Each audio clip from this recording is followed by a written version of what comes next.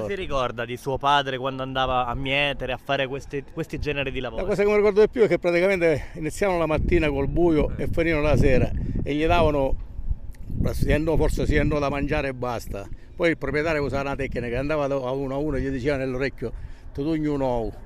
Però l'uovo a turno glielo dava a tutti e allora quando loro mettevano gli diceva a te l'uovo, quindi tutto accelerare a mietere. Era un altro tempo comunque chiaramente.